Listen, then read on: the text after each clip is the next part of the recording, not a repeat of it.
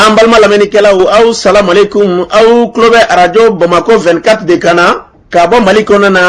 minnu bɛ k'an lamɛn jamana fan o fan jamana kɔnɔ ni jamana kɔ kan k'aw bɛɛ lajɛlen fo ni k'aw ko ɲuman dɔn aw sɔgɔlen b'aw ka arajo Mali la Bamako 24 min bɛ n'a bɛ kunnafoni latɛmɛ aw bɛɛ lajɛlen tɔgɔ la diɲɛ ma don o don a balimakɛ n'aw denkɛ Abdulaye Kulibali fɛ k'a sɔrɔ ɲɛmaaba n'i y'a sɔrɔ bɛ tali i ka jeje sari la ale bɛ ka baaraw bɛɛ lajɛlen jateminɛ k'aw fo ni k'aw ko ɲuman dɔn faso kɔnɔ ni faso kɔ kan dɔwɛrɛ t'aw ma k'aw sigi ni k'aw ka kunnafoni ma kɔnɔ kunnafoni ni dalilu don tiɲɛ ni ala ye siran ye kan kunnafoni gɛrɛgɛrɛ anw sigilen filɛ kɛnɛ kan o de kan ka bɛn bi kunnafoni lasɔtuma bi ye juma ye lahɔrɔma donba bi ye juma ye batokɛdɔ ye juma ye bi juma o bɛnnen bɛ nazara san kalo filanan février kalo don bi y'o tile 26 de ka bɛn 2021 san ma farafinkalo bɛ n'i y'a sɔrɔ o bɛ wele ko arajaba kalo bi y'o tile 14 ye jate la san kalo 7 don hijira san 1442 san don dugawu de bɛ kɛ ala ka ɲɛ k'a d'an ma bakurunba fɔla bi kunnafoniw filɛ k'aw ladan k'a fɔ an ka jamana kɔnɔ na kunungo bɛɛ lajɛlen sigilen tun bɛ ka général Amadu Ayasa Nuguna n'aw ka kiiri ma kɔnɔ o kiiri bɔra dɔgɔkɔrɔ ko kɛra cogo jumɛn la kunnafoni ɲɛfɔli ko la an ka jamana kɔnɔ bi basigibaliya o bɛ ka wara fani fan wulikɛjɔw bɛ senna bi basi kan ka an ka jamana sɔrɔ ko bɛ cogo jumɛn la kunnafoni ɲɛfɔli ko la ninnu de bɛ kɛ kunnafoni kumaba yɛrɛ ye k'a fara kunnafoni wɛrɛw bɛna fara nin kan bi ka lasɔmɔ balimakɛ n'aw denkɛ fa Abdulaye Kulibali ala ka ɲɛ k'a d'an ma kunnafoni an b'a daminɛ k'a lɔn k'a fɔ min bɛ tali kɛ Jura marabolo kɔnɔ na o bɛ Moti marabolo ko fɔ marabolo min y'a sɔrɔ o ye Tɛnɛngun ale marabolo ye ko wulikɛjɔ kɛbaa dɔw de ye ka dɔn k'a fɔ Médecins Sans Frontières o kɔrɔ tɛ dɔ ye maa minnu ye n'olu ka baara tɛ dɔ ye ka se ka maaw dɛmɛ kɛnɛya yɛrɛ ka se ka wulikɛjɔ ta ni ka ɲɛ suma an b'a la k'a fɔ maaw bɛ se ka kɛnɛya cogo min na o kulu in ko wulikɛjɔ kɛbaa dɔw de ye ka dɔn k'a fɔ maa dɔw minɛ olu la o kɔni kɛra tarata don bɛɛ lajɛlen kɔni kamana ganna an b'a la k'a fɔ kunnafoni y'a yira k'a fɔ kunungo kunnafoni na i ka dɔn k'a fɔ k'u kana bilala nka maa caman ka fɔ la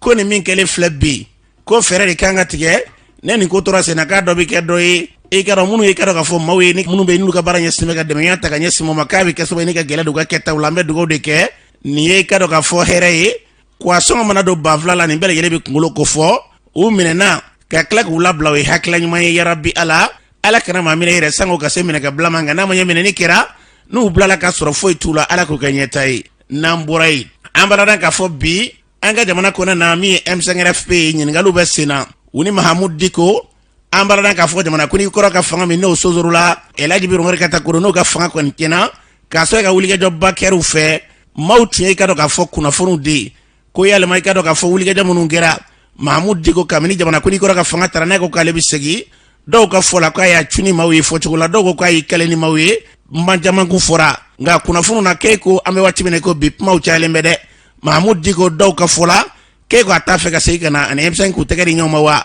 dɔw ko k'a tun ma taa yɛrɛ ko kumaw kun cayara nka k'u kun bɛ ɲɔgɔn kalama ni M5 ma ɲɛmaaw fɔcogo la k'a ni Sokɛli Kokala Mayiga ye ɲɔgɔn ye dɔ fɔ ɲɛ yɛrɛ kɔnɔna na min bɛ n'i y'a sɔrɔ o kɛra kumaɲɔgɔnya ye u ni ɲɔgɔn cɛ o kɔni kɛra sababu ye maa caman bɛ ka yɛrɛ k'a fɔ k'a tɛna mɛn ko Mahamudu Diko k'a laban bɛ sɔn ka ye kɛnɛ kan nka dɔw ka fɔ la ko yalima nin bɛɛ lajɛlen kɔlen kɔfɛ ko Mahamudu Diko na sɔn ka segin wa kuma kɔrɔmara tɛ dɛrɛ ye kuma minnu bɛ senna bi nin bɛɛ lajɛlen la min da ka di Mali la n'i y'a sɔrɔ Mali ka ɲɛta ye ala k'an ka jamana bila o sira kan n'an bɔra yen an b'a ladan k'a fɔ kunungo i ka dɔn k'a fɔ général Amadu Ayasa Nugu ale kun kan giri kɔni e ka dɔn baaraw daminɛna an ka jamana kɔnɔ o sen fɛ k'a dɔn k'a fɔ jama kɔni taara kɛ ka fan bɛɛ lajɛlen fa cour d'appel la an b'a ladan k'a fɔ kiiri tigilamaw ye ɲɔgɔn ye sanga kɔnɔna na o lajɛrɛ kɔnɔna na u sina ka bɔ ten k'a fɔ ko min ye ka dɔn k'a fɔ kiiri ye e ka dɔn k'a bɛ bila e ka dɔn k'a fɔ ka taa waati wɛrɛ la k'o sɔn kɛ maa caman ka fɔ la ko nin tɛ dɔ ye dɛ ko nin min kɛlen filɛ ko n'i y'a jateminɛ k'e ka dɔn k'a kun tɛ dɔ ye ko kiiritigɛla caman bɛ yen k'olu de mitilen don yaasa ka pɛrɛtigɛ d'a ma kɛnɛ in kan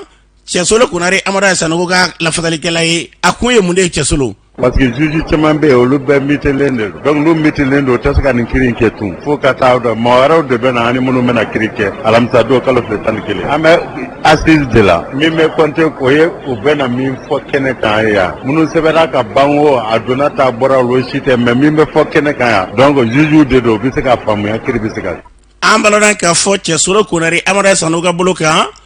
berewurusi minnu bɛ yen n'i y'a sɔrɔ ne y'a yirala k'a fɔ k'olu de kasara la ni Amadu Ayasa Nugu maaw ni nɔminɛni b'olu nɔfɛ olu ka kumada ye Ismaël Fane ye ale yɛrɛ kuma kɛrɛ ka ye Ismaël Fane mun de nana ne nin ye Il y a jugement rapporté qu'à les 11 là, calcula les 11. Donc au cadre qu'on a là, il va y entrer benga donc ani Amadou Aya Sanoka avocat ni nyoche. Donc fanga korom kuma kuna no Ibrahim Boubacar Keita ka fanga. Donc au lieu de essayer la médiation de place sur place, tout comme na benga donc c'est ka kanu ni nyoche. Donc au benga qu'on a là, il va y ka fo ya fadelu ni fon kunkera. Mais crib la lemfle negata les 11 là, donc aya ko beto un avocat au boulot. Comme avocat de un dossier sur. Donc aya ko beta to avocat au boulot. Maintenant nous le cri ou l'uni cri la moko mana blada odaka dans entre le do un avocat ko me otokola mais c'est ka mu foka fraka alna soro victime ya iraka foko olu ya farako la akaka jamana ka baraka jamana kiriki jo ajorola parce que ni nyogo ko batte se ka jamana konna la ko dossier beta ko monto ko oblati vraiment aka bo aklima parce que jembere nyebe ni dossier na ma rebe Amadou Aya Sanogo nuka jegulu ira kono munu be fait kirika ke anya tani flaka parce que y'a demandé sigaso ka ira ka fo kulo innocent kulo notala donc ni kirikera abulu refne jeya parce que aba ira ka fo alna kara santane iba ka fo bologon me nyeshuma ka fo ko u da kuma mo ko faka kola akaka kirika joro la fanga ka joro la donc aka kirike mamunu be ka fo ku no bala uga nyakata mamunu be ka fo ku no tala uluka bla donc vraiment ni ka ke ko jamana kono exemple do mo ka se ka komu ta comme exemple na fra alamade kunturu ka ta ko botele la ko ira ko mercenaire ka klatu ko o shugata ye dugu jukoro akabu aklima donc ame jamana mkono ko mana ke bebe wuli ka ko ta ika tane ala donc meja so na ga ko chama fo donc o kaba victime ko na ira ka fo ulu kɔni yafara donc a ka kan kirika ka baara kɛ an bɛ mun ɲini faamaw fɛ o y'o ye ne yɛrɛ kɔni Ismaila Fane ne bɛ mun kɔni nɔfɛ kirika ka baara kɛ hali n'a y'a sɔrɔ ni victime ko k'u yafara. an b'a dɔn k'a fɔ ni tun ye Ismaila Fane kan ye o kɔfɛ min ye ka dɔn k'a fɔ Moriba Sisoko ye ale bɛ hakilila de kiri in kan an k'a lamɛn. n'an hakilila jigi kɛ an b'a ye k'a fɔ waati tɛmɛnenw na renvoi dɔ de kɛra depuis plus d'une année pour que ka se ka na bi ɲɔgɔn na mais bi ta in bali la je ne sais pas pourquoi il y a une semaine déjà mɔgɔ wɛrɛw bɛ yen nɔ minnu bɛ situation dɔw kɔnɔ justice ka collimateur kɔnɔna la a yɛrɛla k'a fɔ ko olu fana ka renvoi kɛra ka taa fɔ le 2 mars la ka sababuya kɛ juges ka yɛlɛmali waati ye bon bi ta tun bɛ bali ne na kosɛbɛ k'a fɔ nin ka se ka tenir parce que en réalité n'a kun tenir bi a tun bɛ kɛ une contradiction ba dɔ tun bɛ kɛ chaîne de justice yɛrɛ kɔnɔna la parce que n'i y'a ye a y'aw ban ka dɔ kɛ semaine tɛmɛnen ka na dɔ kɛ bi a tun tɛ faamuya kosɛbɛ quoi transition yɛrɛ k'a fɔ k'a bɛ nin dossier ta k'a baara kɛ a balalen na bi renvoi in y'a yɛrɛ na k'a fɔ est ce que kiiri yɛrɛ bɛna se ka kɛ transition yɛrɛ kɔnɔna la bilen est ce que décision bɛna se ka rendu nin ko in na transition kɔnɔna la est ce que n'an taara le 11 na il y aura pas un autre renvoi encore pour que ka se ka bɔ nin waati ninnu kɔnɔ parce que il y a trop de choses minnu bɛ ka accumuler ɲɔgɔn kan n'i ko k'i bɛna nin jugement kɛ o ka verdict dɔ tomber a ɲana a tiɲɛna o de toute façon je ne pense pas stabilité min n'an b'o nɔfɛ n'a bɛna se k'o d'an ma nin waati in kɔnɔna la. an b'a dɔn k'a fɔ nin tun ye Moriba kan ye ka kuma kuncɛ ni fɛn min ye kiri in kɔni a ma kɛ kununko maa caman y'i ka hakilila da sen fɛ jamaba de tun bɛ yen Amadou Aya Sanogo n'a nɔw yɛrɛ an b'a dɔn k'a fɔ an ka finitigilaka minnu ye gendarmenakaw ye u tun bɛ olu ni ɲɔgɔn cɛ n'i y'a sɔrɔ k'olu ka daw nɔgɔ ka na kiiribulon kɔnɔna na jamaba tun bɛ yen nka kiiri kɔni a bɔra ma k'a bila kalo nata in tile 11 la an bɛ dugawu de kɛ o fɔra cogo min na ni fɛn fɛn tiɲɛ bangeni ye jamana kɔnɔna na u bɛna sira o sira fɛ ala k'a bila u ka bolo kan n'an bɔra yen an b'a dɔn k'a fɔ moto minnu bɛ wele bi ko telimani maaw caman bɛ i ka dɔn k'a fɔ yɛlɛ o kɔfɛ k'o kɛ an ka taa n'u ye joona dɔw kɛlen bɛ ka sonyɛni dabila k'a fɔ k'u tɛ jɛn ni manamana ko ye u b'u wɔsiji de ɲini ka se ka o baara kɛ k'a ka fisa ni sigi ye o maa minnu bɛ yen dɔw ta ye u ka moto ye dɔw ta yɛrɛ ye dɔw bɛ ka moto san ka di dɔw ma u bɛ se ka tile baara kɛ cogo min na bɛɛ b'i ta sɔrɔ a la o telimanitigi dɔw maaw de tun bɛ siran ko nin dɔw bɛ yen u ka na sira fara ne nka o b'a la ka bɔ a la an b'a dɔn k'a fɔ min ye ka dɔn k'a fɔ an balimakɛ n'o ye Alu ye Alu Konate a yɛrɛ ye moto san hali a tɛ tile 20 bɔ k'a to a ka moto kan ale ni client dɔ kɛra ɲɔgɔn na k'a ka ɲama k'a ka ta ka taa bila Misabugu Total kɛrɛfɛ a taara n'a ye a jiginna n'a ye a y'i k'a kan ni muru ye ten ka se k'a bana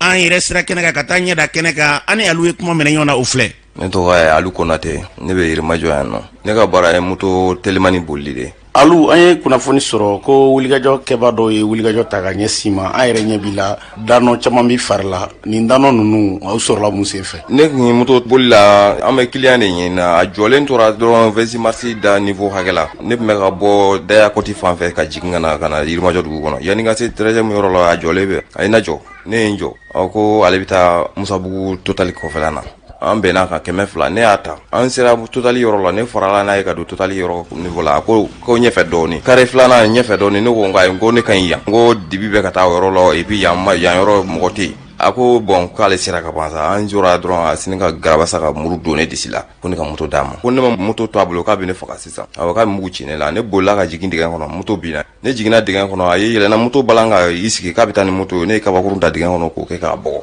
de ka boli ka na so k'a cɛ la an ɲɛ bi murudamu nin na a bɛ se murudan ye 4 ɲɔgɔnna ma olu bɛɛ kɛra cogo di fɔlɔfɔlɔ kɔni o kɛra n disi ni kɔnɔbara ni ɲɔgɔn cɛ la n bɔr'o kalama bon ani a ye ɲi bari aw bolo la ma tɔ ninnu kɔni kɛra an sɔgɔlen na kɔnɔ o waati kɔnɔna na tɔ ninnu kɛra o waati ne ma bɔ olu kalama bilen a yɛrɛ sera ka sɔrɔ wa a sɔrɔla population ne kulela ne kɛlen k'a minɛ population bɔra ka dɛmɛ don ne ma a minɛlen ne fɛ o y'a sɔrɔ ne y'a bɔ ka bin ne b'a sanfɛ ne y'a minɛ n ko a ye na n ko zo bina a bɛ taa n ka moto ye waati mɔgɔw bɔra u farala kan k'an dɛmɛ k'a minɛ o y'a sɔrɔ joli ye ne dɛsɛ ka ban a tora mɔgɔw bolo a yɛrɛ bɛ min an bɛɛ tun bɛ dɔgɔtɔrɔso la ambulance an bɛɛ ta ka taa ɲin'a ye dɔgɔtɔrɔso la ɲɔgɔn fɛ a jɔgina a kunkolo kɔni na kosɛbɛ mɔgɔ fɛ jɔngini minnu y'a sɔrɔ o ye e n'a ka tuɲɔgɔnna nɔfɛ wa walima jama min nana e ka kulekan fɛ olu de sera k'o k'a la jama min nana olu de y'a sɔrɔ k'a gosi kosɛbɛ k'a kɛ ten n'o tɛ ne kɔni y'a minɛ k'a bɔ k'a bin ne tun b'a sanfɛ mais ne kulela o waati n ko a ye na n ko zo jama de nɔ o ye maa min ye nin kɛ e la a yɛrɛ bɔ yɔrɔ dɔnna wa a yɔrɔ dɔnna a fa o a ba o a somɔgɔw yɔrɔ dɔnna wa u ka so yɔrɔ dɔnna alhamdulillah a fa kɔni olu kɔni u jɔra ni furakɛliw caman ye u ye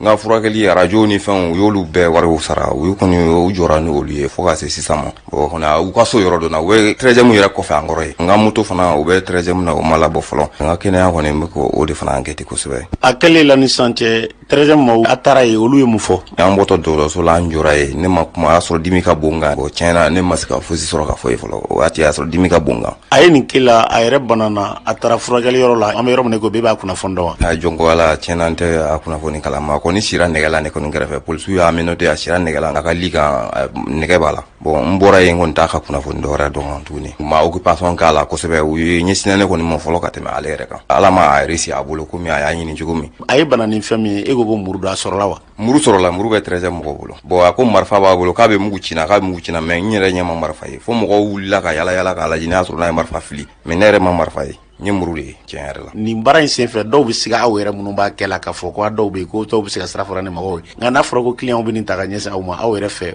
mun kan ka kɛ adamaden bara o bara bɛ yen ni a bɛ kɛ i b'a sɔrɔ mɔgɔ kolo b'a la mɔgɔ ɲuman b'a la n'o tɛ anw ye dayirimɛ ɲininaw ye an bɛ an ka nasɔngɔw de ɲini ne ye moto in san a tɛ tɛmɛ hali tile 20 kan n ma foyi sɔrɔ a la fɔlɔ donc n'i fɔra k'a fɔ ko to minɛna tan ni jogoro tan dɔn ne ma se ka diɲɛ ni a ye cogo si fɛ o ka kɛ tiɲɛ na n'o tɛ mɔgɔ kolo bɛ se ka kɛ diɲɛlatigɛ maa sugu bɛɛ la ne kɔni bɛ min fɔ kɔni motobolila bɛɛ k'i janto i yɛrɛ la a kana don dibi la yɔrɔ mun yɔrɔ façon dɔ ye a kana sɔn ka don yɔrɔ sugu ninnu na an k'an janto an yɛrɛ la kosɛbɛ fo n'a somɔgɔ dɔw tun bɛ an yɛrɛ de u nana fo ne ka soya kana lajɛ nin ɲɔgɔn caman bɛ kɛ jamana kɔnɔ waleyajugu kɛbaaw fɛ fanga bɛ dɔw bila dɔw yɛrɛ bɛna sigafɔw ɲini aw ni ɲɔgɔn cɛ e labɛnnen bɛ nin ɲɔgɔn na gɛlɛya min sɔrɔ ka sigafɔ kɛ k'a fɔ k'i bɛ yafa wa tiɲɛ yɛrɛ la ne kɔni ne tɛ nin yafa parce que ala wulila ne nin nɔfɛ ka ne faga de komi ni a ni ma to a yɔrɔ la fana ne ala y'a kɛ ne ni ma to a yɔrɔ la mais ne kɔni b'a fɛ a bɛ fanga min ka bolo kan fanga kɔni ka a sɛbɛkɔrɔ minɛ ka lase yɔrɔ la yɔrɔ min ni a bɛ gɛlɛya kosɛbɛ ne t'a fɛ cogo si a ka labila parce que ni nin ɲɔgɔnna ma bɔ mɔgɔw cɛla a tɛ nɔgɔya fiyewu an balana k'a fɔ ni tun ye alu Konate kan ye Yirimajɔ Bakɔrɔbabugu la ni ye nin lajɛ ni ɲi ta in bɔra la muruda minnu b'a la fila bɛ disi kɛrɛfɛ ka na ni dɔ ye kɔnɔbara galakadɛfɛla fɛ ka nin jateminɛ bi u bɛ kuma nin caman bɛ an ka jamana kɔnɔ ɲininkali in kunbɛn u b'a fɔ de ko n'a ma ɲɛ ko a somɔgɔw y'u hakili to i la walima u yera ko a ka yafa u n'a ɲɔgɔnna caman bɛ yen bi u b'a f'i ye ko Mali ye hinɛ jamana ye k'a sɔrɔ n'i y'a jateminɛ Mali ye tɔɲɔ jamana de y'a fanba ka taa bin kan ko sigiɲɔgɔnya don ko a k'a lajɛ k'i ka juru yoba hali n'a man di ye i soma dɔw bɛ fara i ka ten ko n'a ma ɲɛ u ye nin kɛ ko hɔrɔnya la k'an ka yafa ɲɔgɔn ma k'a sɔrɔ n'a tun ye fa a dɔ bɛ dɔ la hali n'a ma gɛn ka sɔrɔ ni sigara la ko karisalakaw don somaw b'a f'i ye k'i ye nkalon da olu ka maa la u bɛ taa maaw bɔnɛw nin na ka gɛlɛya ta ka ɲɛsin ma min ye yafa ko ye o k'an ka yafa ɲɔgɔn ma min tɛ yafa ko ye k'an ka yafa ɲɔgɔn ma joli ma deli ka suma nɛ kan o tigilama u bɛ tila ka wulikajɔ kɛ k'u ka maa don k'ulu ka n'a ma ɲɛ k'a kɛra ta k'u yafa ɲini ka tila k'o to yen a bɛ bila a bɛ tila ka taa ɲɔgɔn wɛrɛ kɛ n'a ma ye o la foyi ti fɔ nin de ye gɛlɛya caman ye an ka jamana kɔnɔ ko Mali ye hinɛ jamana ye k'a sɔrɔ tɔɲɔ jamana don an bɛ bɛn caman kan k'o don hinɛ da fɛ dɔ wɛrɛ tɛ an y'a tɔɲɔ de fɛn fɛn bɛ yen ni sariya kan ka wulikajɔ kɛ nin ko in na ni Ala sɔnna ma o ko ka sigi sen kan an yɛrɛ bɛ tila k'a ko ta ni Ala sɔnna ma ka wulikajɔ bɛlɛlen kɛ maa in bɛ yɔrɔ min na ka fɛɛrɛ bɛlɛlen kɛ k'a ɲɛ da kan n'a bɛ sira min fɛ k'a lajɛ a b'u bolo cogo min na a n'a ɲɔgɔnna caman bɛ k'a ɲɛ foto b'a nasi nafolo dɔ kama k'a bila k'a sɔrɔ a tun bɛna dɔ ka dun duloma kari maa min ye moto san ko n bɛ n dayirimɛ ɲini a tɛ dɔ wɛrɛ ɲin'aw fɛ dɛ n bila yan dama ne ye jateminɛ motobola ninnu yɛrɛ bɛ i ka dɔn k'a fɔ danger sugu bɛɛ la i ɲɛkɔrɔ ka tila ka nin ɲɔgɔnna gɛlɛya ta ka ɲɛ so ma fɛn bi fɔ yarabi Ala ɲɔgɔnna fɛn min nin ɲɔgɔnna ŋaniya ta ka ɲɛ sɛbɛw ma Ala ka maaw don u kalodibi la n'an bɔra yen an b'a lɔn k'a fɔ kunnafonidilaw jamana furancɛla fanga maa ɲɛmaw sariya kura taara kunnafonidilaw e ka olu kama o sariya kura tɛ dɔ yɛrɛ ka wulikajɔ bɛlɛlen kɛ hali n'i y'a sɔrɔ i ye kuma fɔ min bɛ yen n'a tɛ bɛn sababa minɛ kɔnɔ na ka sɔgɔ ka bɔ a la ka kɛ e ka se ka musaka de sara o sariya in kun ɲinina mɛnna nka maison de la presse ɲɛmaa kura n'i y'a sɔrɔ ye Banjugu Dante nin waati laban ninnu kɔnɔ na ale ka laɲiniw na a sabatira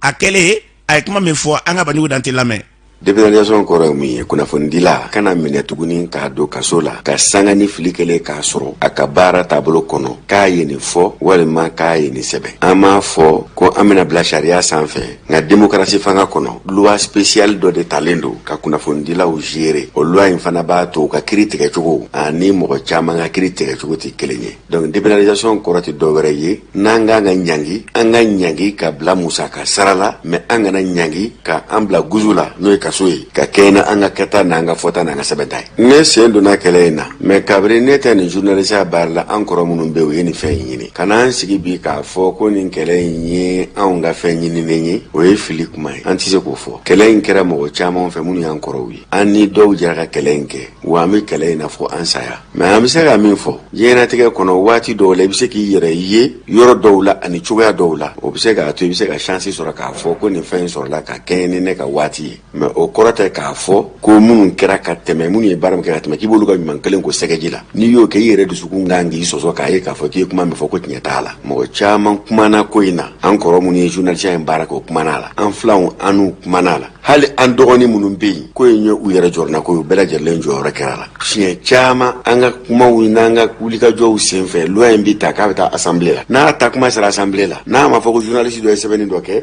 a bɛ fɔ ko radio so dɔ ye kuma dɔ fɔ o tuma politique mɔgɔw bɛ wuli ka carin k'a fɔ ko aw b'a la ko ninnu kana don kaso la ni ninnu ma don ni y'a ye u bɛ se ka don kaso la o ka kɛta filɛ n'a fɔra ko kaso la don menace bɔra a la donc ninnu bɛ fɛn da an ka yan an ma sigi ni min ye o ye ko in faamuyabaliya ye journaliste bi kaso la don kɔrɔ dɔ ka tɛmɛ ko dɔ kan n'an ko dépénalisation ko an ka bila wari sara la o kɔrɔ tɛ k'a fɔ ko woni dɔ de b'an bolo an bɛ taa min wɔgɔbɛ ka wari bɛ k'a caman b'an bolo non n'i taara fɔ k'an ka wari sara ka kɛ wari ye fana min se b'an ye mais n'a nana fɔ e journaliste min ou bien e radio so min e ka sɔrɔta tɛ tɛmɛ miliyɔn kelen kan ni e taara ɲangi k'i ka miliyɔn 5 sara ko n'i ma miliyɔn 5 sara ko cakɛyɔrɔ bɛ datugu techniquement o ye chômage créé o ye baara tiɲɛnen plus grave encore o ye liberté de menacer surtout la liberté de la presse donc an hakilila k'a fɔ dépénalisation man ka kɛ sababuya ye min bɛ dankari kɛ liberté la min bɛ dabari kɛ esprit d'entreprise la dépénalisation a ka kɛ fɛn ye an bɛ se min kɔrɔ ka kɛɲɛ ni an ka sɔrɔ kɛtaw ye ka kɛɲɛ ni an ka lamalama cogoyaw ye mais k'a fɔ ko kasoladon ka bɔ a la k'a kɛ nin ye a ka ɲi démocratie yɛrɛ sinsinlan de ma fɔlɔ.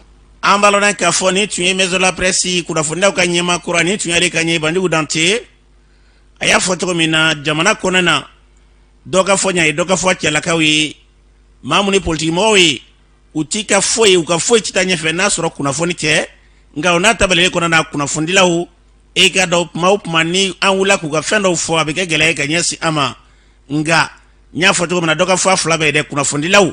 an fana k'a dɔn tiɲɛ don sariya bɛ ta ni ka anw tɔgɔtɔ nka o kana kɛ k'a fɔ ka ban ko sariya talen bɛ k'a fɔra ko ne tɛ se ka don kaso la ka taa kɛ min kan ka fɔ min man ka fɔ k'o bala yɛlɛ fɔ o ye gɛlɛyaba ye dɛ baladen bɛ ti fɔ jamana kɔnɔ n'an b'a dilali fɛ anw bɛ baara min na o ye fasojɔ de ye caman bɛ yen bi e k'a dɔn olu tɛ se ka foyi kɛ n'a sɔrɔ n'olu de ma kɛ anw de bɛ k'olu tulo n'u da n'u ɲɛ bɛɛ ye fɔ anw k'a dɔn n'a ɲɛna anw de bolo foyi tɛ nafa sɔrɔ ka tɛmɛ anw yɛrɛ ka ko kɔnɔna na dɔ ka fɔ fila bala yɛlɛ an ka baaraw kɛ kɛcogo la min bɛ n'i y'a sɔrɔ n'o bɛ jamana ka ɲɛta ko fɔ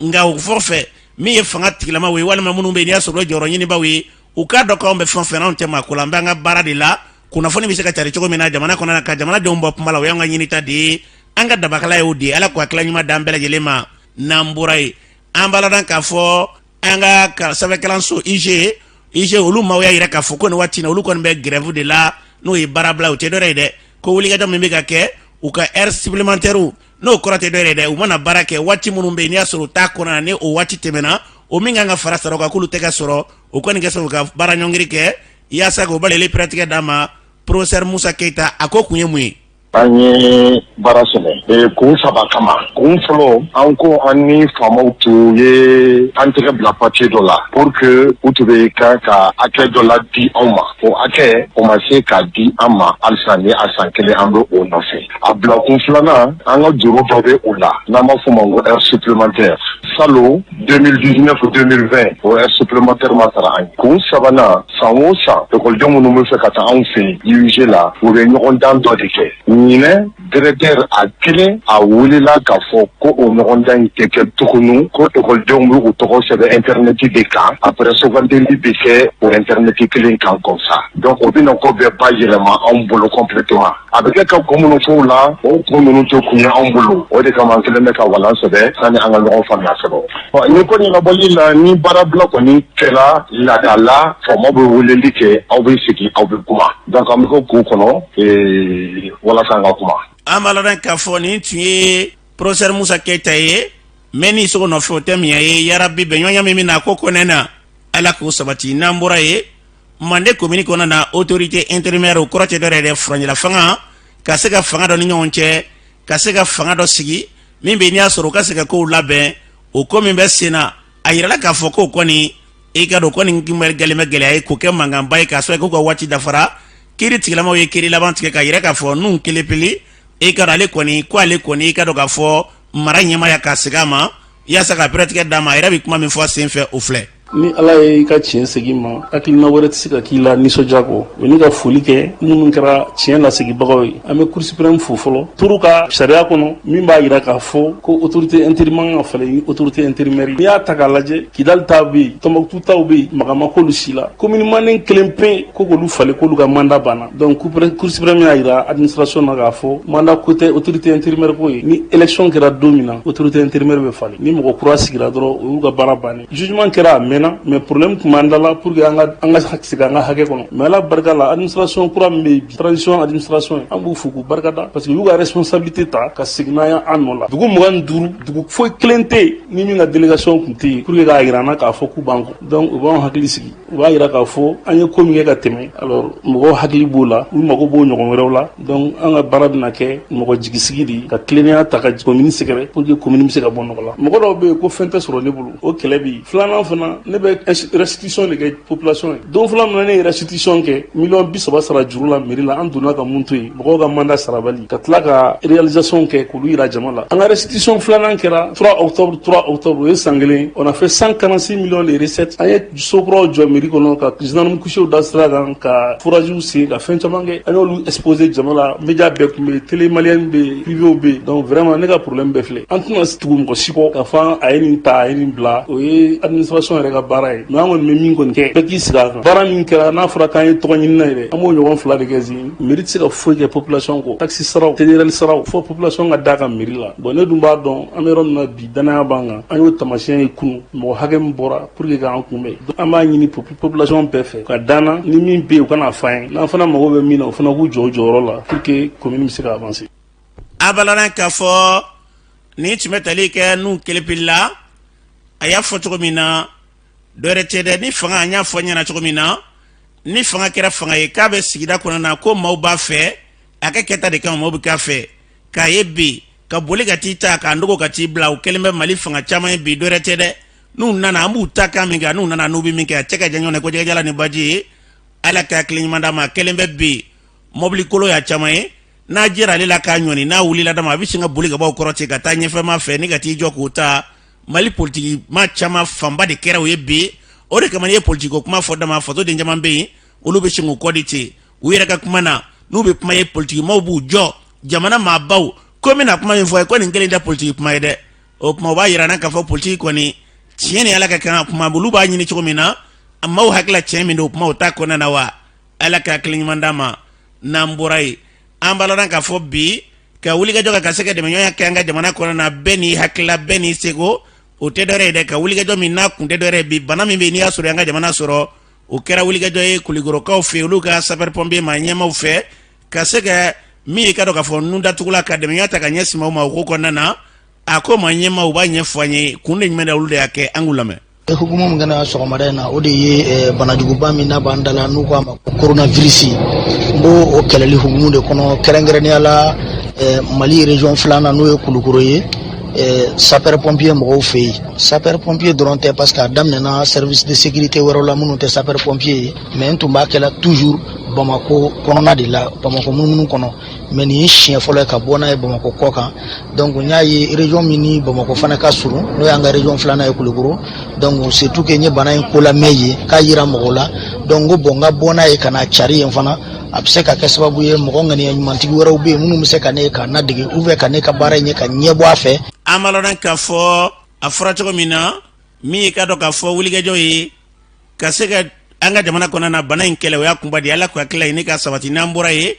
kucalakaw fɛ denmisɛnnin naka minnu bɛ yen olu farala ɲɔgɔn kan n'i y'a sɔrɔ jeune chambre yɛrɛ ye ka yira ka fɔ bi n'i ko jamana kɔnɔna na ne ka jamana kan ka nin kɛ i yɛrɛ ka hakɛ mun ye ko hakɛ minnu bɛ yen faso ka bɛɛ lajɛlen kan k'i ta sara o kɛra fara ɲɔgɔn ba ye a kɛnɛ kan u da sera kɔrɔfɔ caman ma yakuba danbele tun b'an tɔgɔla kɛnɛ kan ale ye ɲininkali ta ne ka ɲɛsin min ye denmisɛnnin kan yɛrɛ ka ɲɛma ye n'i y'a sɔrɔ bɛ tali kɛ karimu na karimu konate a ye kuma min fɔ u filɛ. an ye denmisɛnninw ye c'est vrai mais an hakili b'an ka sigida la a daminɛ bi la fo ka taa se 2021 laban ma ka d'an ye 2021 bi ban yɔrɔ yɔrɔ o k'a sɔrɔ ko le taux de paiement du TDL a augmenté à Kucala ka bɛɛ sen don a la parce que n'a fɔra k'an ka baara kɛ bi an autorités mana kɛ cogo cogo population bɛ yen nɔ aw yɛrɛ presse aw fana ni sen b'a la an ka aw sen don a la an bɛɛ ka jɛ an ka kɛ porte parole ye an t'a dogo aw la dɛ bi an bɛ yɔrɔ min na mɔgɔ minnu b'a dɔn ko nin taxi ninnu ye sarata ye k'a diyagoyalen don an kan surtout a man ca mɔgɔw tɛ fɛn min dɔn n'i ko k'u k'o sara c'est très compliqué. président hakilina jumɛn ye aw bila nin waleya in na. bon hakilina min y'an bila a la anw ye Kucala sigi den dɔw de yan donc Kucala ka ɲɛtaga kuma a b'anw de kan anw yɛrɛ fana ka se k'a faamuya mɔgɔ n'i bɛ sigida développement baara kɛ a bɛ kɛ cogo di k'an sen don an ka autorités kɛrɛfɛ k'u dɛmɛ u ka baara la o dɔrɔn de y'an ta ye sinon sara tɛ foyi tɛ parce que anw ye organisation min an bɛ bénévolat de kɛ ka hakilina ta an yɛrɛ ye k'a waleya n'anw yɛrɛ ka moyen ye fɛn fɛn kɛra bi fɛn fɛn bɛ yen a bɛɛ bɔra anw yɛrɛ de kun. an b'a lɔn k'a fɔ karimu konate kɔfɛ a y'a ka kuma bara di min ye ka dɔn k'a fɔ Kucalakaw fɛ yen maire tɔgɔ la min ye ka dɔn k'a fɔ daw tun bɛ kɛnɛ kan o ye kuma min fɔ u filɛ. daw o ye Kucala maire ka danga fɔlɔ ye mɔgɔ min fana ɲɛsilen don commune kɔnɔ ka sɔrɔ ko ma wele min kɛra bi n'a tun ma kɛ ani kɛ kan na minnu y'a kɛ fana vraiment an bɛ foli k'u ye n'o ye jeune chambre international mɔgɔw ye wele tun bɛ boli min kan fasodenɲumanya o bɛ sɔrɔ mun fɛ f'i ka sɔrɔ yiriwali min fɔra i ka sigida kɔnɔ i fana ka i jɔyɔrɔ fa fasoko la wele kunba ye o mais jɔyɔrɔ fa fasoko la bɛ na ni mun ye ni an jɛra ka sigi faso kɔnɔ foroba baaraw bɛ na o foroba baara minnu bɛ na yala mɔgɔ kelen ka poche kɔnɔna b'o dilan wa ayi o tuma depuis lawale an bɛ musaka dɔw fara ɲɔgɔn kan ni an b'o dɔɔni minnu sara commune kɔnɔ o bɛ se ka sɔrɔ cogo di yala an bɛ fɛ an ka yiriwa sigida la cogoya min na yala o yiriwali bɛ kɛ cogo di n'an m'o dɔɔni kɛ ɲɔgɔn kan pour que minnu fana b'o baara la sigida kɔnɔ u ka se ka nɔbɔ sigi kun ye o ye. an b'a lɔn k'a fɔ ni tun ye yakuba daw kan ye maire lakaw tɔgɔ la o kɔfɛ min ye Kucala commandant kura ye n'i y'a sɔrɔ o bɛ tali kɛ Abubakar la Abubakar Tarawele a ye kuma d'ale yɛrɛ ma o ye kuma min fɔ u filɛ. ne tɔgɔ ye Bubakar Tarawele ne ye Kucala préfet kura ye ni lajɛrɛ tun bɛ boli min kan an ka sigidaw n'o ye kominiw ye olu ka musaka ko u bɛ se ka kɛ ɲɔgɔn kan cogo min nɔgɔya la walasa u ka se ka baara kɛ a bɛɛ b'a dɔn Mali la gouvernement ye o option de ta depuis 2019 k'a fɔ an b'a fɔ fanga sigira so min kan n'o ye ka sigida denmisɛnw sigida mɔgɔw yɛrɛ olu yɛrɛ ka se ka u ka développement ta en main ka élection kɛ ka maire n'a ka danganw sigi conseillers b'u la agents bɛ yen n'o ye secrétaire généraux ni régisseurs ye pour que u yɛrɛ u ka se ka sigi u yɛrɛ dama k'a fɔ anw mago bɛ mun ni mun na an ka commune kɔnɔ k'o boloda musaka minnu bɛ se k'o baara kɛ k'o bɛɛ programmer mais n'a programme cogo ni musaka ma sɔrɔ a bɛ kɛ wa donc bi ta in b'o musaka ko de kan sigida mɔgɔw ka kan ka impôt sara o impôt fédéral b'a la taxe voirie b'a la nka a yera k'a fɔ impôt in a ti sara kosɛbɛ jango commune urbaine yɛrɛ kɔnɔ yan n'o ye Kucala commune urbaine kɔnɔ yan donc an bɛ se ka jumɛn de kan pour que o ka se ka sara ala y'a kɛ organisation dɔ n'an b'a fɔ a ma GCI la jeune chambre d'industrie o denmisɛnnin ninnu wulila u yɛrɛ ma ka se maire ma ka se ne yɛrɛ kɔnɔna ma k'a fɔ nin de ye ŋaniya ye ne ko n ko ne nin y'a ŋaniya ye denmisɛnw nin n'an ŋaniya ɲuman tɛ parce que siniɲɛsigi ye aw de ye aw de bɛ se k'an dɛmɛ nin baara in na yala a bangebaaw n'a balimaw ko impôt in sara parce que sariya de don an bɛɛ b'a sara an m'a ye ne bɔra yɔrɔ wɛrɛ ka na mɛ ne ye n ka reçu jira a la bɛɛ de b'a sara fonctionnaire b'a sara sigida mɔgɔw b'a sara donc an y'o baaraw de bolo da bi ni maires bɛna baara kɛ ɲɔgɔn fɛ ka se ka gɛrɛ yala u ka se ka impôt fila in sara k'a fɔ sigida mɔgɔw janto yɛrɛ la fɔlɔ ye i yɛrɛ ka i ka taxes sara o tuma i ka sigida lafiya bɛ sɔrɔ commune kɔnɔ pour que mɔgɔw ka se ka furakɛ denmisɛnw ka se ka taa ekɔli la wolosɛbɛnw ka se ka sɔrɔ o n'a ɲɔgɔnna caman mɛ a si tɛ taa musaka kɔ pour que musakaw ka se ka kafo ɲɔgɔn kan an yɛrɛw k'an ta nin sara banna n'an y'an ta nin sara o de b'a to hali minnu bɛ fɛ k'an dɛmɛ olu bɛ ɲininkali kɛ anw k'a ka 20% jira an na aw y'o sara n'a sɔrɔ la ka impôt ma se k'o permettre k'o sara u b'a fɔ bon an tɛ se k'a dɛmɛ donc sigida mɔgɔw ka impôt sara n'u ye impôt sara o b'a to u ka maire ka kan ka fɛn fɛn bolo da o bɛ se k'a bolo da. an b'a lɔn k'a fɔ nin tun bɛ tali kɛ commandant na Bouakari Traoré a y'a fɔ cogo min na dɔwɛrɛ tɛ dɛ bi fɛɛrɛ balilen ka se ka tigɛ ka se ka hakɛw tɔgɔtɔ n'o fɔra an bɛ k'o kan kɛ ci ye n'o kɛra jamana joli don an bɛ yɛlɛ ka tufaden kelen fɔcogo la aw ko ten ko biriki o ye nazarakan ye bamanankan na tufa don an bɛ yɛlɛ ka tufaden kelen kelen kan ka ye fasojɔ la n'o kɛra a kow bɛ sigi sen kan ala k'o hakilila sabati n'an bɔra yen ka bɔ Kucala ni Kankun da Buguni kan min ye ka dɔn ka fɔ jamana kɔnɔna na wulikɛjɔ tɛ dɔwɛrɛ ye dɛ ka se ka wulikɛjɔ kɛ n'i y'a sɔrɔ senna nɛgɛsoboli yɛrɛ k'a ta k'a don ba la an ka jamana kɔnɔna na o baaraw taara kuncɛ min ye Bugunikaw fɛ min bɛ n'a kɛra kari don e ka dɔn o kɛnɛ kan o ko balalen defa tale tun bɛ k'a di maa min ma professeur Cɛmɔgɔ Sangare a kɛra jamako de dan ye an b'a lɔn k'a fɔ ɲɔgɔndan in kɛlen min ye degeli karamɔgɔ dɔ ye Bagayogo an y'ale ɲininka a ye kuma min fɔ u filɛ. Ne tɔgɔ ye Araman Bagayogo. Moi je suis de l'entraîneur national du Mali. An nana Bugu yan nɔ Grand Prix Mali Mono cɛ an b'o de kɛnɛ kan bi. Course bɔra ka kɛ sisan course in kɛra cogo di. Bon n'i y'a jate minɛ course tactique cayara kojugu. Nɛgɛsobola supporters degelen bɛ min na o ye mɔgɔw ka to ka tila ɲɔgɔn na n'an b'a fɔ o ma ko échappé ma se ka kɛ bi a fɛn fɛn kɛra a bɛɛ annulera donc arrivé kɛra arrivé groupé u bɛɛ lajɛlen wulila ɲɔgɔn fɛ to u nana ɲɔgɔn fɛ ten bon o tɛ mɔgɔw sago ye o de kɛra bi ta ye donc u jɛla ka na ɲɔgɔn fɛ premier kɔni ale kɛra Yaya Diallo ye. Aw minnu ye degeli karamɔgɔw ye mun de la a kɛra ten f'u sera ɲɔgɔn fɛ. Parce que équipe fanga bɛ taa ɲɔgɔn na sisan nɔ tellement que fɛɛrɛ fangaw bonyara i b'a ye n'u tilala ɲɔgɔn na cogo o cogo i b'a ye u bɛ tila ka ɲɔgɔn gɛn ka ɲɔgɔn minɛ ça veut dire que an b'a fɔ o la n ko bɛɛ fanga bɛ taa ɲɔgɔn na fɛɛrɛ de b'u bɔ ɲɔgɔn na Yaya Diallo ale ka fɛɛrɛ bonyara ni bɛɛ ta ye Sebu sera ale ye sebaya sɔrɔ. Aw ye degeli karamɔgɔ ye munna hali bi ɲɔgɔn sama-samaw bɛ yen. Parce que nɛgɛsoboli filɛ nin ale sariyaw ka misɛn kojugu sariya misɛnnin caman b'a kɔnɔ aw natɔ arrivé final la sisan a bɛ yamaruya nɛgɛsobola bɛɛ lajɛlen fɛ i bɛ couloir min kɔnɔ i ka t'o couloir kɔnɔ a man kan tɛ e ka fifa fan wɛrɛ fɛ donc ni fifara a bɛ se ka kɛ sababu ye ka mɔgɔ wɛrɛw labɛn a bɛ se ka kɛ sababu ye ka mɔgɔ wɛrɛw ka arrivé tiɲɛ u bolo bon n'e maa min bɔra i ka couloir kɔnɔ fo ka taa kɛ sababu ye ka mɔgɔ wɛrɛ ka arrivé tiɲɛ a bolo e ni ɲangali ka kan a b'a fɔ o ɲɔgɔnna dɔ ye kɛra bon minnu ye commissaires ye olu ma se k'a ye parce que n'i y'a jateminɛ ni tubabu jamana don ni jama bɛ ɲɔgɔn kan ta drone b'olu bolo appareil b'u bolo u b'a bila nɛgɛsobolaw cɛ ma ka continuer faute minnu bɛ kɛ u b'a ye mais anw ta o t'anw bolo mototigiw de bɛ to nɛgɛsobolaw kɔfɛ donc i sigi to kɔfɛ k'i bɛ ɲɛfɛla ye o de kɛlen bɛ ka ɲɔgɔn sama caya arrivé in na yan nɔ quoi. N'o ɲɔgɔnnaw kɛra an filɛ kɛnɛ min kan ka ban a dɔnna ko nin de ye ɲɛfɛla ye nin de ye bɛɛ dan yalima o ɲɔgɔn sama ninnu a bɛna se ka mago dilan bilen wa. Bon o ɲɔgɔn sama kɔni o tɛna se ka mago dilan ni cira don min na ka n'a turu ta ka da masi kun i bɛ taa so bareli o tɛ nɛgɛsoboli la mais n'a ma ye ça veut dire que e k'a jateminɛ balontan na bi yɔrɔ arbitre ka fili kun cayalen don mais mun nana arbitre ka fili nɔgɔya VAR ko in nalen ni ko min kɛra ni arbitre ma ye bɛɛ b'a fɔ k'an ka taa VAR la bon nɛgɛsoboli VAR ye min ye o ye doroni min bɛ bila o kunna donc o dun t'anw bolo donc ni ɲɔgɔnna kɛra tan a bɛ lajɛ hakilisigi de la ani diɲɛma jɔli la mais o t'a bali ko minnu kɛra premier o ka prix tɛ d'u ma a bɛ d'u ma mais ni sɛgɛsɛgɛli taara yira k'a fɔ ko i nɔ bɛ ko la hali ni prix dir'i ma taa bɛ k'i nɔfɛ i bɛ wari in lasegin o b'a yira k'a fɔ ko kow ma ban nin bɔlen fana kɔfɛ a la Tour du Mali kan ka kɛ mois prochain n'o ye mars ye donc n'Ala sɔnna o arrivé dɔ kan ka kɛ Buguni yan nin baara in nafa ye min ye a fɔlɔ a bɛ kɛnɛya min na s'i ma mɔgɔw hakili bɛ fɛn fasugu minnu na o tɛ sɔrɔ an kɔni baara in na farafinna ni tubabula don i t'a sɔrɔ i bɛ condition sugu bɛɛ la bon tubabuw ka fɛnw o n'an ka fɛnw fɛn caman b'u ni ɲɔgɔn cɛ k'a ma daminɛ tuma min na fɛn kun tɛ sɔrɔ a la mais bi i y'a ye prix ka ca dɔɔni en même temps an bɛ ka essayer ka nɛgɛsobolilaw k'u don baaraw la sɔrɔsɛw b'o la baara wɛrɛw b'o la an bɛ ka essayer k'u don sini ma hali n'u tilara nɛgɛsoboli la u ka continuer n'o baara ye quoi bibi in na valeur min bɛ nɛgɛso la u k'a ɲini k'a dɔn n'i y'a jateminɛ an ka nɛgɛso ninnu kelen kelen 5 millions nɛgɛsow bɛ yan bi 4 millions nɛgɛsow bɛ yan bi n'a fɔra mɔgɔw ye a bɛ bonya u hakili ma mais n'i tɛ fɛn min domaine kɔnɔ a bɛ bonya hakili ma toujours ne b'a ɲini Bugunikaw fɛ u k'a ɲini k'a dɔn nɛgɛso ye fɛn min ye u k'a ɲini k'a dɔn nɛgɛso bɛ nafa min lase mɔgɔ ma. an b'a lɔn k'a fɔ ni tun ye degeli karamɔgɔ kan ye min yɛrɛ ye a ko la kabako ye nɛgɛso minnu bɛ yen n'u bɛ kurusi kɛ n'u ye n'i tɛ ba tɛ ɲɛcidɔn kolo la n'o tɛ jaja o nɛgɛso yɛrɛ dɔw bɛ yen 5 nɛgɛsow yira kɛnɛ kan ni 6 k'o don nɛgɛso kelen na ka ɲɔgɔndan kɛ n'a ye o b'a jira k'a fɔ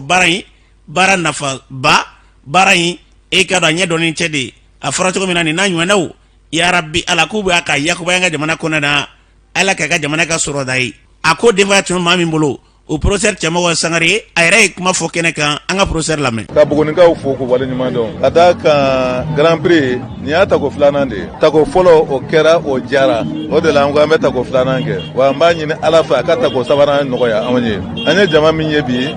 a ye nimisi wasa n bɛ min ɲini Buguni denmisɛnninw fɛ o ye bɛn ye ka d'a kan foyi tɛ se ka ɲɛ ni bɛn tɛ o la denmisɛnninw ka bɛn n'u bɛnna u ka sɛbɛ sira ta n'u ye sɛbɛ sira ta siga t'a la u ka laɲini bɛ sabati deuxième édition in kɛnɛ kan a y'a ye minisiri nana o la an b'ale fo k'a waleɲuman dɔn ka Buguni gouverneur fo k'a waleɲuman dɔn ka préfet fo ka Buguni ɲɛmaa bɛɛ lajɛlen fo nin min kɛlen filɛ n y'a kɛ bugunikaya de kama n ye bugunikaden ye fédération mɔgɔw sera n ma k'a ɲini n fɛ n ka nin denfaya kɛ k'a bɛ kɛ Buguni ne ko fɛn fɛn bɛ kɛ Buguni ne b'a la ni ɲuman don b'a la wa ni juguman don o bɛ se ka bali sira fɛ n b'o bali o tuma ni ɲuman sira don o de la an y'a daminɛ wa a ka di n ye a ka kɛ laada ye Buguni yan n y'o fɔ fédération président ye n bɛ fɛ k'a bɔ san fila la k'a kɛ san o san ye k'a ɲini bɛɛ lajɛlen fɛ an ka bɛn n'anw bɛnna an ka jamana bɛ ja o tuma n ye Bugunika ye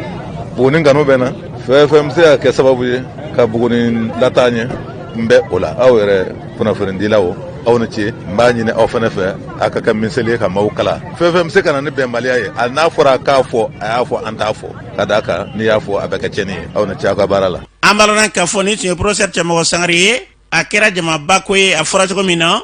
ala k'a bila o minɛ kɔnɔ n'an bɔra ye o don kelen in na kubu min bɛ yen n'i y'a sɔrɔ n'o ye RPM maaw olu ka député min bɛ yen n'i y'a sɔrɔ Buguni député kɔrɔ ye Zumananji o tɔgɔla kubu kun dalen bɛ o wulada fɛ o kɛra jamako dan ye o kɛnɛ kan an ɲininkali ta ne ka ɲɛsin Abdoulaye Sidi Sangare ma kɛnɛ kan ale kuma min fɔ filɛ. ne tɔgɔ ye Abdoulaye Sidi Sangare ne ye conseiller kɔkile mairie la ne ye lakɔli karamɔgɔ ye an bɛ Buguni yan kɛnɛ min kan bi o ye Zumananci ka kupu kɛnɛ nin y'a ka kupu siɲɛ 10 de an b'o de kɛnɛ kan nin bi. nin kupu in e ko siɲɛ 10 na kupu in mun kupu don. nin ye RPM ka kupu don ka se ka Bugunikaw fara ɲɔgɔn kan ka se ka kelenya sinsin ka se ka kuloni yɛlɛ ko o sabati Buguni bɛn kupu don n'i y'a ta ka jateminɛ Mali kɔnɔ RPM ye parti politique min ye parti politique fɔlɔ de don hali anw yɛrɛ fɛ yan Buguni an bɛ don min na komi bi fɔlɔ don parce que n'i y'a ta ka jateminɛ komi député voté min tɛmɛnen filɛ nin ye anw kun ye saraba sɔrɔ n'i y'a ta ka jateminɛ maire voté min tɛmɛna conseiller 71 b'an bolo maire 6 b'an bolo Buguni mara la yan. I ko aw ye saraba sɔrɔ ni dun y'a lajɛ bi maaw ka fɔ la ko tɔ foyi tɛ RPM na ko jamanakuntigiya tun bɛ aw bolo o mɛnɛna aw la wa ko RPM sara ka ban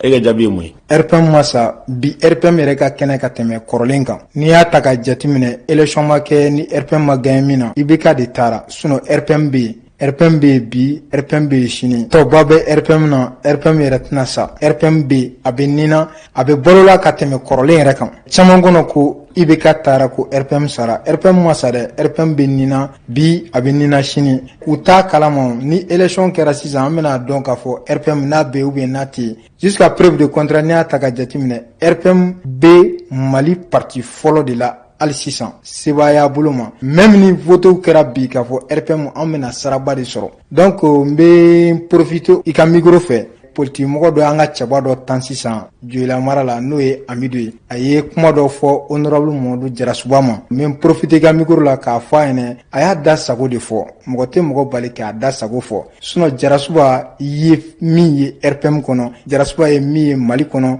ne tɛ maliden na n'o dogolen don min na Jarasuba kelen de ye maire 16 di RPM ma a ka mara la Jarasuba kelen de donna ni député 5 ye o ɲɔgɔn ma deli ka kɛ Mali la fɔlɔ maa si m'o kɛ Mali la mɔgɔ tɛ mɔgɔ bali k'i da sago fɔ mais min ye tiɲɛ an bɛɛ ɲɛ b'o la ni yɛrɛ y'a jateminɛ bi ni Mali kan ka di mɔgɔ ma bi a kan ka di honorable Mamadu Jarasuba ma parce que n'i y'a ta ka jateminɛ an bɛ se k'a fɔ base bɛ politique mɔgɔ min na bi a ka yɔrɔ la o dan ye Mamadu Jarasuba ye parce que a y'o kɛwale kɛ ne de yalala Jarasuba ka yɔrɔ la k'a ka tourneau lajɛ u b'a fɔ min ma ko social o de b'ale la ka tɛmɛ politique mɔgɔ caman kan an yɛlɛla an ye Joyila mara an y'a a mara bɛɛ yɛlɛ ɲɔgɔn fɛ n'i y'a jateminɛ maternité min bɛ yen Jarasuba de filɛ nin ka école publique lycée créé Masigi Jarasuba de sababu la Joyila sira étude kɛra a tɔ ye financement ko ye kɛ bɔ o baaraw kan ni mɔgɔ nana ka na dɔ fɔ o ma min tɛ tiɲɛ ye o kɔni o ye place ɲini de mais a kana pressé ani Mamadu Jarasuba bɛna ɲɔgɔn sɔrɔ terrain kan sɔɔni min ye min ye o bɛna dɔn n'i y'a ta ka jateminɛ an bɛ se ka fɔ Jarasuba de janfara i bɛ ka fɛ sinon n'i ye fanga nin ta ka jateminɛ hali sini Jarasuba b'a nɔ la ni vote kɛra sini n b'a dɔn Jarasuba a tɛna tila ni cɛcɛ Joyila ye parce que mɔgɔ bɛ politique kɛ don kelen ko ye politique tɛ don kelen ko ye politique bɛɛ labɛn dɔɔni de ka taa n'i bɔra bi ka Joyilakaw ɲininka ne ye tournée min kɛ Jarasuba fɛ Joyila communauté a dugu tɛ yen k'a fɔ ko ne ni Jarasuba ma se yɔrɔ la donc n'i y'a jateminɛ o de bɛ politique mɔgɔw jaabi mais Jarasuba bɛ a ka terrain kan ne bɛ Buguni yan de Jarasuba bɛ Joyila mais n'i y'a ye ne bɛ n to Buguni yan ka jaabi di Jarasuba kan o bɔra Jarasuba yɛrɛ tɛmɛsiraw de la Ablaye Kulubali n b'a ɲini i fɛ n'i bɔra Buguni e ka taa micro territoire kɛ Joyila mara la ni Jarasuba ye dɔ kɛ ou bien n'a ma dɔ kɛ mɔgɔw bɛ sɔrɔ k'o jaabi di min tɛ ne yɛrɛ ka jaabi o bɛ sɛbɛntiya dɔw ko Jarasuba donna CNT la k'a tun man ka don o la e ka jaabi ye mun ye i ka ɲininkali n bɛ se ka fɔ ni ɲininkali diyara n ye ka tɛmɛ ɲininkali bɛɛ kan bon n'i y'a ta ka jateminɛ jamana mako bɛ jɔ mɔgɔ minnu na u y'olu de wele ka na don CNT la Jarasuba filɛ ni CNT yɛrɛ kun sigira ni Jarasuba kun t'a la an tun b'a fɔ ko CNT tɛ parce que n'i y'a ta ka jateminɛ mɔgɔ min kelen député 5 di a ka yɔrɔ la mɔgɔ min kelen maire 16 de b'a bolo a ka yɔrɔ la ni jamana ko don ni jamana jɔlaw bɛ wolo o tigi kan ka wele ka don la donc minnu ko Jarasuba kun man ka don CNT la o y'olu hakilina de ye anw bɛ Mali ko de la donc n'an bɛ Mali ko la diyagoya Jarasuba de kun kan ka don CNT la e ko Jarasuba bi Mali kɔnɔ k'a ɲɔgɔnna ka dɔgɔ munna a ma se ka jaabi di a ko kan Jarasuba tɛ jaabi di o tɛ Jarasuba ka taabolo ye Jarasuba filɛ i b'a nɛni i bɛ fɛn bɛɛ fɔ a ma i b'a mankutu tiɲɛ a ma deli jaabi la mais anw ɲɛ b'a a ka kɛwalew la anw minnu ɲɛ b'a tɛmɛsiraw la ne tɛ Joyilaka ye ne ye Buguni ka di précisément ne ye Kɔkelen ka di donc anw minnu ɲɛ b'a kɛwale la diyagoya anw ka jaabi dɔ di a la hɔrɔnya yɛrɛ la ni fɛn fɔra mɔgɔ ma min t'a sɔn ye n'i bɛ min don a la i kan k'o de fɔ sinon Jarasuba tɛ ne ta nin yɛrɛ kalama n tɛna sara la n tɛna fɔ a yɛrɛ n tɛna kɛ ko wɛrɛ kama a taasira de don diyagoya ni min kɛra an kan k'o de fɔ kumakan laban ye min ye n tɔma Ablaye Kulubali an bɛ e yɛrɛ fo ka kunnafoni jɛlendiw la sariru ko i bɛ baara min na n'i y'a kanu k'i ye alabato de kɛ donc an b'a jateminɛ k'a fɔ ko e ta nin ye alabato dɔ ye donc kunnafoni jɛlen ka to k'a di mɔgɔw ma vraiment an ka foli b'i o la an b'a lɔn k'a fɔ nin tun ye Abdulaye Sidi Sangare ni tun y'ale kan ye kɔmɔtigiw yɛrɛ adamaden ɲɔgɔn fana ni wuluko ye ala ka hakili ɲuman d'a ma n'an bɔra yen an b'a ta jamana kɔkan na Mohamed Samake mun b'e bolo bi an karamɔgɔ kunnafoni an b'a daminɛ an bɛ taa Faransi jamana kan Faransi ministre min n'ale ɲɛsin bɛ Faransi jamana ani jamana wɛrɛ kɔnɔ ɲɛnabɔli ma n'an b'a wele ko ministère des affaires étrangères olu bɔra ka laselilikɛ dɔ Faransi kɔnɔna la u ka laseli kɔnɔ u y'a jira k'a fɔ fɛn min ye Faransi don ko ale kɔni minɛnen don Irankaw fɛ yen ko nin ma ko fɔlen ko a bɛ kaso la ko a bɛ waati jan bɔ ko wa k'a minɛna ko halisa ko Iran jamana tɛ ka fɛn fɔ ni ma ko fɔlen yɛrɛ k'a minɛna ka mɛn kalo san 2020 waati la ko nka ko minɛkun si kɔni dɔɔnin t'a la o de kama sa kunnafoni yɔrɔ min bɛ n'an b'a wele ko le point olu bɔra ka laseli dɔ k'a yɛrɛ k'a fɔ ko ni ɲɛma ɲini nin ko la ko yɛlɛma ko nin tɛ furufuru dɔ wɛrɛ dabɔtɔla Iran jamana ale ni Faransi jamana cɛ n'an bɔra yen an bɛ taa Venezuelakaw fɛ yen a yɛrɛ k'a fɔ Venezuela jamana ko olu kɔni tile 3 di maa kɔfɛlen dɔ ma n'o ye Union européenne ale kɛ lasigiden n'an b'a wele ko ambassadrice Union européenne ale yɛrɛ ye tubabu jamana ko kulu ye n'ale ka lasigiden o ye ambassadeur ye ko tun bɛ Venezuelakaw fɛ yen ko tile 3 kɔni dira n'o ye 72 heures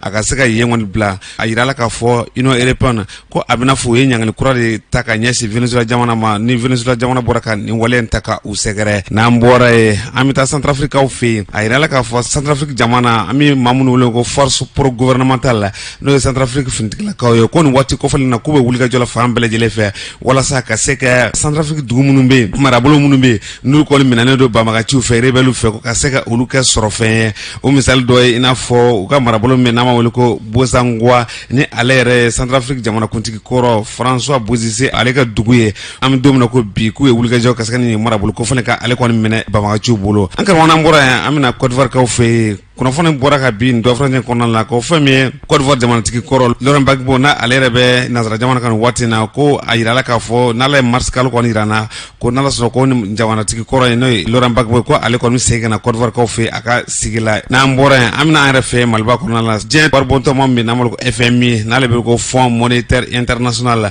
k'olu kɔni bɔra ka hakilila dɔ ta ni dɔ fana kɔnɔna la u y'a yira k'a fɔ k'u bɛna dɛmɛ dɔ ta ka ɲɛsin an ka jamana ma n'o ye Maliba ye dɛmɛ in ko nafolomugu de don ko a bɛ jɔ $50 miliɲɔn 50 ɲɔgɔn na n'i y'a yɛlɛma ka kɛ franc CFA ye ko a bɛ taa miliyari 31 na k'u kɔni bɛna nin dɛmɛ in ta ka ɲɛsin ba Maliba ma walasa Mali bɛ gɛlɛya min kɔnɔ waati min u ka se ka u yɛrɛ dɛmɛ FMI y'a yira k'a fɔ ko olu ni Sahel jamana ko olu bɛ jɛɲɔgɔnya la ko a bɛ waati jan kɔni bɔ k'o de kama tuma si olu tɛ ɲinɛ Sahel jamana kɔ an karamɔgɔ an ye min sɔrɔ ko an kunnafoni la bi sɔgɔmada la o la kumaba dɔ tun ye nin ye an bɛ dugawu kɛ yarabi Ala nafolo min fɔlen bɛ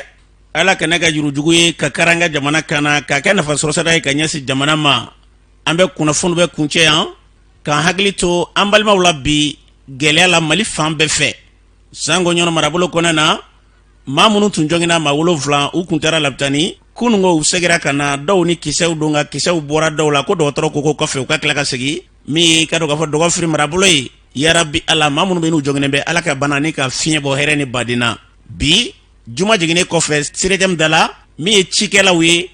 maa o maa bɛ ci kɛ n'i y'a sɔrɔ e bɛ maloforo baaraw de sɛnɛ bɛɛ welelen bɛ bi ni Ala sɔnna ma a bɛna ye kɛnɛ kan gɛlɛya minnu ye maraw sɔrɔ fɛɛrɛ jumɛn kan ka tigɛ jisɔngɔkow ni engrais sɔngɔkow la bi ni Ala sɔnna an bɛ dugawu de kɛ Ala ka kuncɛ an ka nisɔndiya kan